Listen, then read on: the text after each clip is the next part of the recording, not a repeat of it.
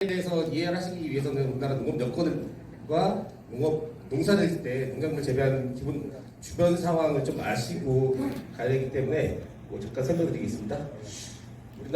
기본적으로 우리나라 농업 여건 잠깐 살펴보면은 다들 잘 아시겠지만 1950년대에는 전체 인구 중에 약 70%가 농가 인구였는데 현재는 5%도 안 되는 수준이고, 그리고 다들 잘 아시겠지만 농촌에 다 이제 어르신들만 계셔가지고 다 고령화되신 상황이라서 이제 농작물 재배할 때 병해충 방지하는 부분에 있어서 이제 노동력이 좀 너무 많이 들어가니까 농약의 역할이 사실 이런 부분 때문에 되게 중요하게 부각되고 있는 상황입니다. 그뿐만 아니라 다들 체감하시겠지만 우리나라 계속 기후 변화가 계속 심화되고 있는데, 우리나라 기후 변화 전망을 해본 결과에 따르면은 2050년대 되면은 현재보다 약 3.7도가 상승될 거고, 이미 우측에 보시는 그림처럼 주요 작물의 재배지가 전반적으로 변화가 되고 있습니다. 예전에는 사실 70년대, 80년대는 사과하면은 대구에서 거의 생산이 됐었는데, 요즘은 대구에서는 사과 생산 안 된다고 하더라고요. 대부분 다 상향으로 올라갔고, 특히 한라봉, 감귤 같은 경우에는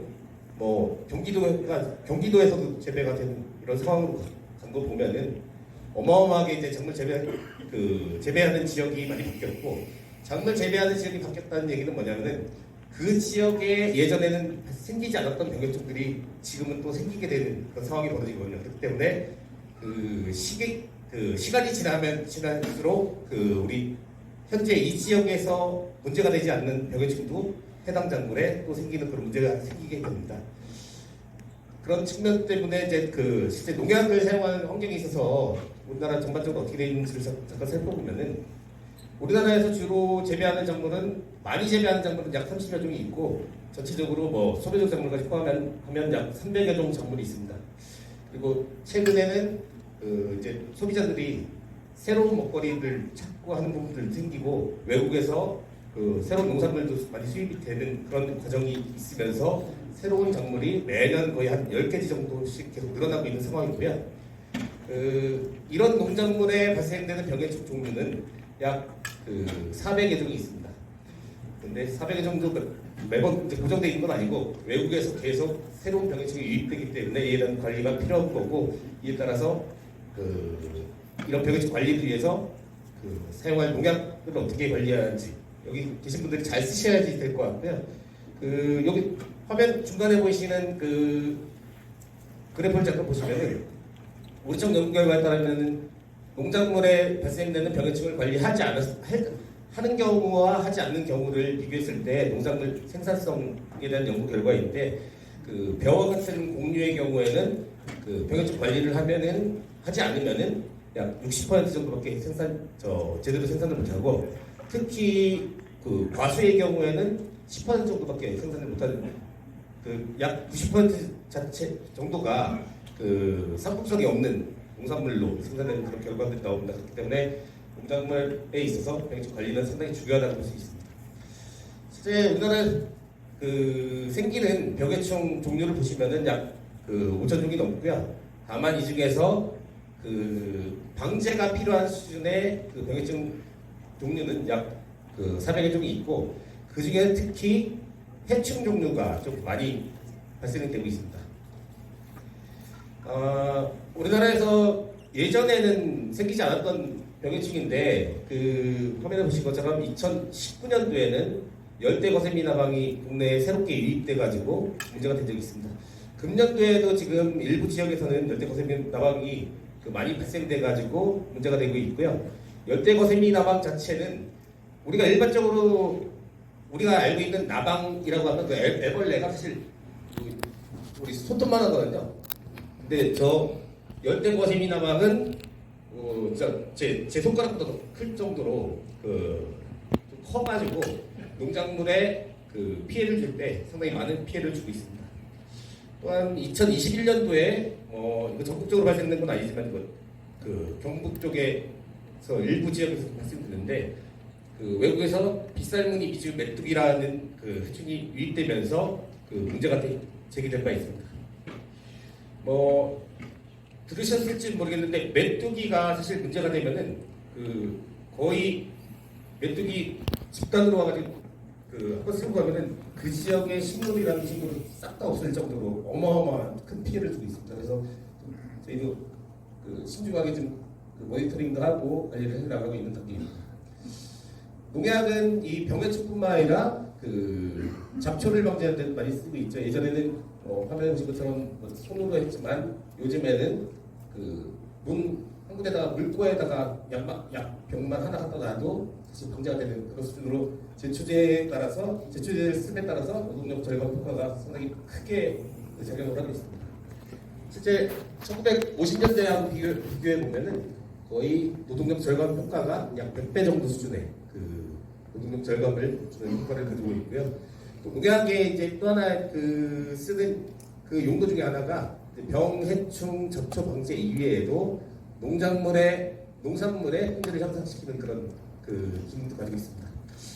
예전에는 사실 그 가을에 수확한 사과배가 그 다음에 뭐 그 여름까지 가기는 사실 어려웠는데 요즘에는 사과를 수확해가지고 창고에서 약품 처리를 뭐 몇 시간 하게 되면은 그게 다음에 그 사과를 수확할 때까지 그 수확한 그 사과가 신선도가 유지되는 그런 기능도 그 가지고 있어서 그 농약을 사용함에 따라서 여러 가지 좋은 효과도 가지고 가고 있습니다. 그런데 이제 외국의 사례 중에 이제 그 농약하면은 많이 쓰이는 사례인데요. 실제 그 유럽에서는 특히 아일랜드에서는 그 19세기에 감자를 이제 주식을 했었는데 감자의 역병이 그 어마어마하게 그 발생한 적이 있습니다. 그래서 약 100만 명이 사망했다라는 보고가 있었고요. 그게 뭐 말 그대로 지금 현재 감자 약병에는 우리나라에서 지금 방지할 수 있는 약이 많이 있는데 그 중에 하나만 있어서 이때 100만 명을 살릴 수 있는 그런 효과가 있었지 않았을까라는 뭐 생각도 한번 해봅니다. 이게 그 19세기 반의 문제가 아니라 그 2010년에는 카사바에 바이러스병이 발생돼가지고 그 아프리카에 대기근이 우려됐다는 얘기도 있었고 아까 말씀드린 것처럼 그 메뚜기가 그 아프리카 사막 메뚜기라는 그 종인 메뚜기가 어마어마하게 발생이 됐는데 화면에 보시는 것처럼 그 대발생을 하면 그 왼쪽에 있는 사진처럼 어마어마하게 그 생겨가지고 한번 훑고 지나가면 식물체 자체가 전부 다 없어지는 그런 정도로 큰 피해를 주게 됩니다. 다만 이제 우리나라 쪽으로는 그 산맥에 의한 물리적 장벽이 있어서 우리나라까지 침입 가능성이 없다라는 그 FA 보고가 있어서 다행이긴 한 상황이긴 합니다. 앞서 설명드린 것은 농약이 이제 그 좋은 기능을 계속 말씀드렸는데 그 실제 좋은 기능만 있으면 저희가 공무원들이 굳이 규제를 할 필요가 없겠죠. 다들 잘 아시는 것처럼 농약은 그 독성이 있는 물질이다 보니까 병도 죽이고 해충도 죽일 수 있습니다. 그렇기 때문에 농약 자체는 위험한 물질입니다. 그렇기 때문에 이 위험한 물질을 어떻게 긍정적인 효과만 가지고 활용할 수 있게 하냐에 대한 부분을 어쨌든 농약 개발 등록하는 것 등의 많은 고민과 여러 가지 시험을 통해서 안전성을 검증을 하게 됩니다. 그 시험 검증한 그 결과를 토대로 저희가 안전사용 기준과 취급사용 기준 이외에도 여러 가지 기준을 만들게 되는데 여기에 계신 분이 그래서 여기 안전사용 기준과 취급제한 기준을 꼭 준수해 주셔야지만 농약이 위험한 물질임에도 불구하고 안전하게 쓰이는 약으로 쓸 수 있는 그런 부분이니까 꼭 안전사용 기준과 취급제한 기준을 꼭 준수하셔야 된다는 그 메시지 방송을 꼭 좀 가져가셨으면 좋겠습니다. 이런 위험한 물질이기 때문에 농약은 여러 단계로 생산부터 폐기 단계까지 다양한 법률에 따라서 관리를 하고 있습니다. 제조 수입 단계부터 폐기 단계까지 관리체가 있는데 단계별로 좀 보시면은 제조 수입 단계에서는 아까도 말씀드린 것처럼 해당 농약을 개발하는 과정에서 안전성을 검증하고 안전성이 확인된 농약만 생산하고 수입해서 그 판매를 할 수 있게 하는 체계를 가지고 와서 그 발생 가능한 위험으로부터 취급자의 안전을 보호하고 그 사업장에서도 이제 그 배출 제한이나 이런 규정을 통해서 폐기물 관리법에 따라서 그 유해물질 관리법에 따라서 관리가 되고 있고요. 이런 여러 가지 법률에 따라서 제조 수입 단계에서 완전 장치를 가져가고 있습니다. 이제 유통 사용 단계에서는 실제 그 뭐 기본적으로는 완전 사용 기준, 취급자 기준이 기본적으로 적용되고 그 폐기물 관리법에서 이제 쓰다 남은 농약에 대한 처리 규정이나 이런 것들이 그 가지고 있는데 여기 계신 분들이 아마도 이제 현장에서 농약 쓰시고 나서 쓰고 남은 농약은 어떻게 할까에 대한 부분도 아마 그 고민해 보신 적이 있으실 것 같아서 말씀드리면은 이 박스 위쪽에 잠깐 그 파란색으로 표시되어 있는 건데요. 2018년도에 그 폐기물 관리법이 개정이 됐습니다. 그 예전에는 사실 그 환경부에다가 폐농약을 어떻게 처리하냐고 물으면은 종량제 봉투에 담아서 버리면 된다라는 답을 했었거든요. 근데 사실상 일반 국민들이 쓰다 남은 농약을 그 종량제 봉투에다가 버리라고 하면 이거 상식적으로 이해가 안 되잖아요. 그렇기 때문에 2018년도에 그 쓰고 남은 폐농약은 생활계 유해 폐기물로 지정을 해서 그 지자체장이 그 이 폐기 처리 계획을 수립해서 처리하도록 그런 내용으로 이제 규정이 되었고요. 실질적으로 운영은 어떻게 되냐면은 여기 뭐 집에서 건전지 쓰시고 나서 폐 건전지 버리시는 체계는 아시죠? 주로 이제 아파트 같은 경우에는 폐 건전지 수거함을 그 가져가지고 거기서 수거된 거를 뭐 주기적으로 이제 수거해가는 그런 체계를 가지고 있고 그 의약품의 경우에도 약국에다가 그 쓰다 남은 약을 폐기해서 수거하는 그런 체계 가져간 것처럼 폐 농약도 마찬가지로 지자체별로 그 계획을 수립해서 그 주기적으로 이제 수거해서 폐기하도록 돼 있는데 아직까지는 전국적으로 다 모든 지자체가 그걸 시행하고 있지는 않은 것 같고요. 일부 시군에서는 지금 이미 시행되고 점점 그 폐 농약을 수거하는 체계는 점점 이제 갖춰 나가고 있는 단계이고요. 그런 문제가 있기 때문에 그 여기 계신 분들이 그 쓰고 남은 농약 이거 왜 처리 체계를 왜 안 갖춘다라고 하는 부분에 있어서 궁금한 점이 생기시면요. 해당 지자체 시군 폐기물 담당 부서에다가 왜 이 법이 이렇게 있는데 왜 안 하고 있냐라고 좀 그 현장에서 자꾸 얘기를 하셔야 될 것 같습니다. 그렇게 해가지고 실제 많은 시군들이 이미 시행을 하고 있거든요. 그건 아마 지자체별로 상황이 달라서 오늘 해당 담당 부서에다가 조금 계속 건의를 좀 해주셨으면 좋겠습니다.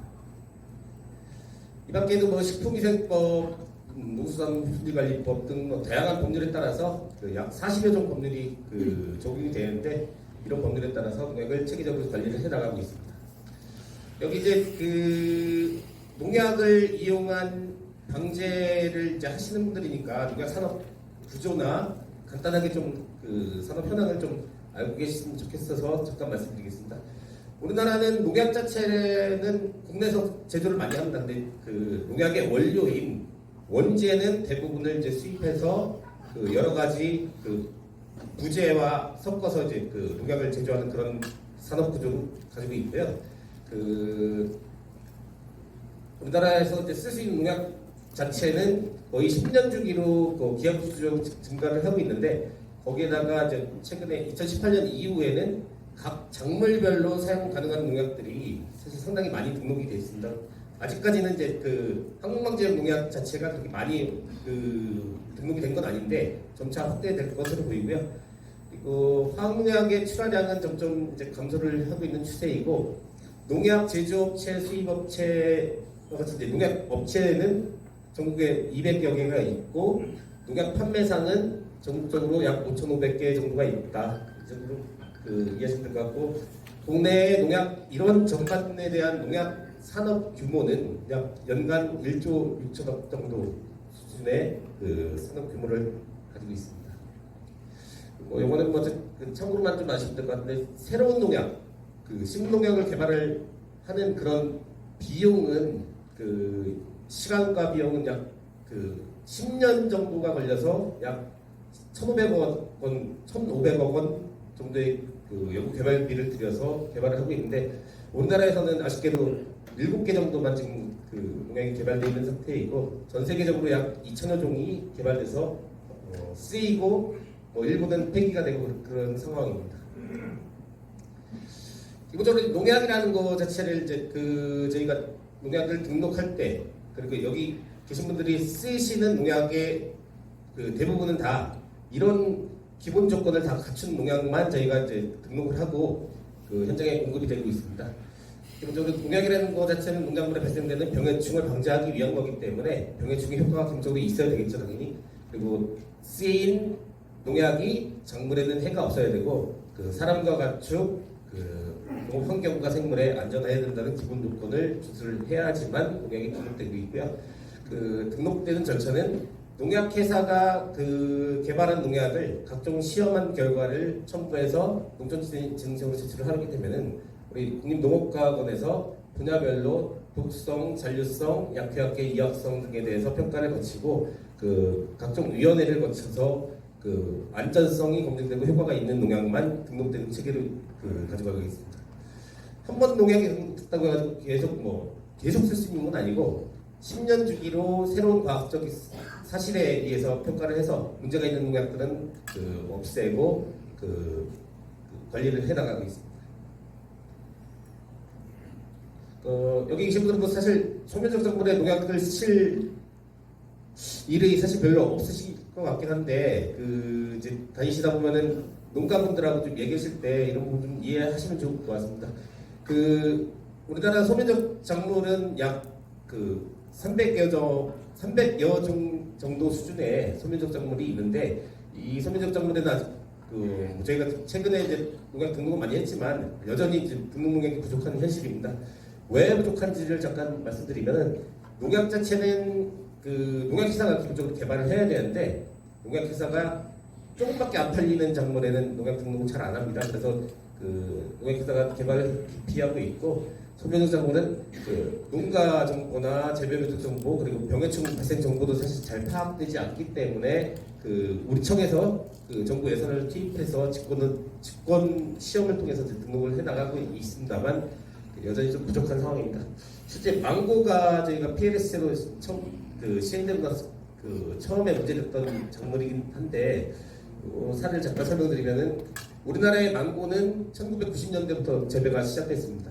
근데 이제 저 볼록 총체벌레라는 게 망고에서는 초기에는 문제는 되지 않았고요. 약 2010년이 좀 넘어간 상태에서 그러니까 망고가 국내에서 재배가 이제 토착화되고 망고 재배되는데 주변에 있던 총체벌레들이 이제 가해하기 시작된 게 2010년 정도가 됐고요. 그때부터 이제 현장에서 농약 등록 요청이 있었고 저희가 2016년, 17년 2년간 이제 시험을 통해서 18년도에 이제 등록이 된 사례인데 실제 저희도 빨리 등록을 해주고 싶었는데 초기에는 망고를 저희가 망고에 농약 등록을 하려면은 망고 시험 포장을 확보해서 약을 뿌리고 시험을 해야 되는데 망고 재배 농가가 저희한테 포장을 안 빌려줘서 포장을 빌려주는데 한 포장 빌려주는데 2억 원을 달라고 그래가지고 도저히 할 수가 없는 상황이라서 좀 늦어진 상황이긴 했습니다. 그러니까 중간중간 이제 PLS 제도 간단히 말씀드렸는데 PLS 제도는 여기 계신 분들은 핵심 사항만 좀 말씀드릴게요. PLS 제도는 말 그대로 농약 허용 기준 강화 제도인데 요 기본적인 내용은 농약은 각 농작물별로 잔류형 기준이 설정됩니다. 잔류형 기준 설정된 농약에 대해서 농약 등록을 하게 되는데 잔류형 기준이 설정되지 않은 농약은 잔류 농약 검사 기준이 0.01 ppm 기준을 적용한다. 이 정도만 이해하시면 될 것 같고요. 요 제도가 19년부터 모든 농산물에 시행이 됐는데 시행 초기에 준비 단계에서는 농업 현장에서는 등록 농약만 쓰면 문제가 없다고 하는데 등록 농약 자체가 부족한 부분이나 농민들이 관행적으로 농약을 사용하는 그런 부분들의 개선이 좀 되고 나서 좀 시행을 해달라. 그리고 토양전류 농약이나 우리 드론과 같은 항공 살포할 때 비산에 의한 오염 문제를 좀 많이 걱정했고요. 그래서 앞서 설명드린 농가에서 설명드린 것처럼 항공 방제 제도가 도입되고 피해 분쟁 조정위원회 절차도 마련된 상황입니다. 그리고 마지막으로 이제 판매상 전문성도 많이 부족하다 이런 얘기가 있었고, 이런 부분들 때문에 그 우리청과 농식품부, 식약처와 이제 공동으로 그 전반적으로 등록 농약을 대폭 확대하고 농업 현장의 관행도 개선하고 제도적인 부분이나 그 농업 현장에서 농약 사용하는 데 있어서 좀 어려운 부분에 대해서도 지속적으로 개선을 해 왔습니다. 세부적인 내용 넘어가겠고요. 마지막으로 제가 제일 중요하다고 말씀드린 그러니까 안전사용 기준 부분을 좀 집중적으로 말씀드리고 좀 마무리를 하도록 하겠습니다. 그 앞서 설명드린 대로 농약의 기본 요건은 효과도 있어야 되고 뭐 사람 가축 환경에 대해서 안전해야 되고 작물에 썼을 때 해도 없어야 되는데, 그거를 하기 위해서는 여기 화면에 나온 것처럼 방제 대상 작물, 종병해충 거기에 등록된 농약만 기본적으로 사용을 해야 됩니다. 그리고 그 농약의 사용 방법으로 정해진 표준 희석 배수, 그다음에 그 처리 방법, 그다음에 수확 전 살포 일수와 횟수, 이거를 반드시 준수를 하셔야 되는데요.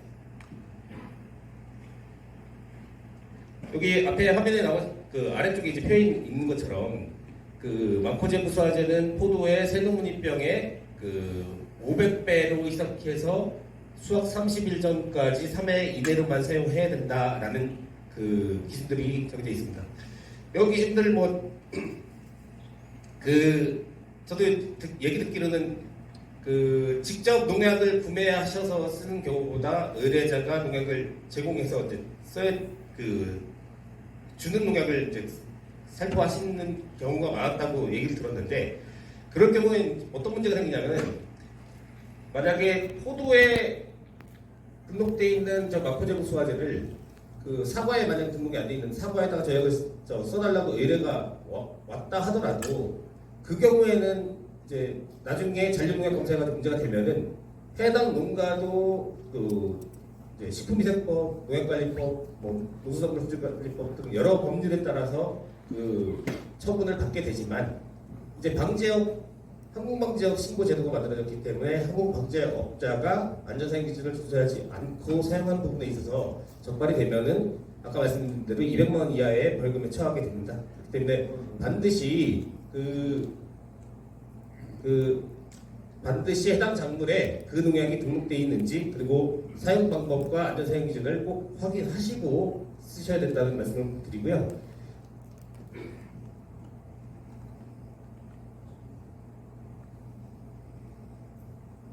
특히 그 희석 배수 부분이 우리 대부분의 등록된 농약은 일반 분무기로 희석해서 경영 살포하는 그런 방식으로 되어 있는데, 특히 항공방지용 농약은 희석 배수가 되게 농도가 되게 진하게 살포하는 방식으로 되어 있잖아요. 드론으로 주로 살포를 하실 건데, 드론의 용량 때문에도 그렇고 여러 가지 요건 때문에 어쨌든 고농도로 살포를 하게 됩니다. 이 화면에 보시는 내용 중에 녹색까지 파란색을 비교해서 좀 보시면은, 녹색은 정상적으로 희석 배수가 정해진 방법대로 사용한 거고, 파란색은 정상적인 희석 배수보다 2배 더 진하게 살포를 했을 때 농작물에 얼마만큼 잔류가 되는지에 대한 데이터이거든요.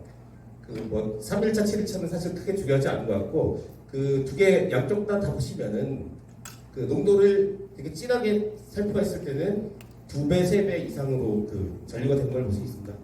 앞서 안전사용 기준 부분에서 희석 배수와 살포, 수확 전 살포 시기 횟수 이거를 준수하지 않을 경우에 잔류형 기준을 초과할 수 있기 때문에 반드시 희석 배수를 꼭 준수해서 사용을 해주셔야 되고요. 항공방지용 농약으로 등록되지 않은 농약을 사용했을 때도 문제가 될 수 있기 때문에 꼭 항공방지용으로 등록된 농약만 확인해서 사용을 하셔야 된다는 말씀 다시 드립니다. 그리고 최근에 이제 농업 현장에서 농민들이 농약을 이제 쓰면서 이 약은 옛날엔 잘 들었는데 요즘은 정량을 쓰면 효과가 안 나온다라는 의견이 좀 저희한테도 많이 들어오고 있습니다. 이 부분은 우리가 의약품 중에 우리 항생제를 너무 자주 복용하면은 사람들 약에 내성이 생겨가지고 효과가 안 되는 것처럼 동일한 농약, 동일한 계통의 농약을 반복해서 쓰게 되면은 그 병해충이 농약에 대한 저항성이 생깁니다. 내성이 생기기 때문에 효과가 잘 안 나올 수 있습니다. 그래서 여기에 계신 분들이 꼭 알고 계셔야 될 부분은 그 동일한 계통의 농약을 그 연속해서 쓰면은 그건 이제 저항성이 생길 수 있으니까 그 부분만 좀 피해서 쓰시면 되거든요. 만약에 약을 3번, 4번 뿌린다 그러면 첫 번째 농약의 그 계통이 1번이고 두 번째 쓸 때는 1번이 아닌 다른 계통의 농약. 우리 농약병을 보시면은 살균제, 살충제 용도 밑에 그 1, 2, 3, 4 가나다라 ABC로 표시된 기호가 있습니다. 그 기호가 동일한 농약을 반복해서 쓰지만 않아도 효과는 지속적으로 나올 수 있게 사용할 수 있으니까 그 부분만 생각하시고 계시면 될 것 같고요. 그 실제 그 외국 사례를 잠깐 살펴보면은 그 아프리카에서는 2000년대 이후에 그 말라리아에서 이제 그 농약 저항성 문제가 사실 심각하게 발생된 적이 있습니다. 그 말라리아를 매개하는 그 해충은 모기인데요.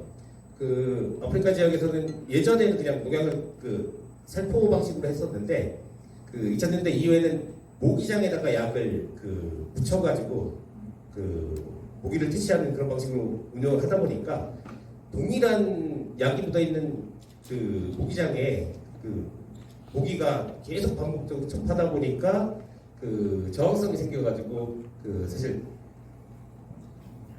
WHO에서는 여기 세 번째 부분 보시면은 살충제 저항성을 잘못 관리하면은 이 말라리아 때문에 5세 미만의 어린이가 연간 26만 명 이상 사망될 수 있다라는 경우까지 나온 정도로 그 이 말라리아에 있어서 매개충 관련 저항성 부분은 사실 되게 중요하게 부각되고 있는 상황입니다. 앞서 말씀드린 대로 그래서 여기 화면에 보시는 것처럼 농약병에 그 작용기작 표시가 있는데 그 작용기작 표시를 반복해서만 사용하지 않아도 그 저항성은 관리가 될 수 있으니까 그 부분은 좀 그 농약 선택하실 때 이 점에서 좀 해주시길 부탁드리겠습니다. 그 앞서 처음에 말씀드린 대로 안전사용 기준과 취급 제한 기준에 대해서만 좀 명확히 좀 오늘 알고 계시면 제가 오늘 드릴 말씀 다 드린 것 같고요. 이제 취급 제한 기준은 여기 두 가지가 나오는데 뭐 여기는 사실 어려운 부분 아니고요. 그냥 농약을 보관할 때 식품, 사료, 의약품 등과 같이 수송하거나 하지 말라는 기본적인 내용이니까 상식적인 선에서 농약을 관리하시면 될 것 같고요. 그다음에 그 농약의 특성별로 취급 제한 기준이 정해지는데 그 취급 제한 기준은 우리가 그 상식적으로 다 알 수 있는 내용이기 때문에 상식을 벗어나지 않게만 취급하시면은 취급 제한 기준은 문제가 없을 것 같고 다만 안전사용 기준은 아까 말씀드린 대로 그 작물별로 농약별로 정해진 희석 횟수, 수확전 살포 일수, 그 횟수 부분 반드시 준수를 해주셔야 될 것 같습니다. 여기 제가 그 준비한 자료는 여기까지인데 그 제가 그 농약 업무를 되게 좀 오래 하면서 현장에서 좀 계속 나왔던 부분 중에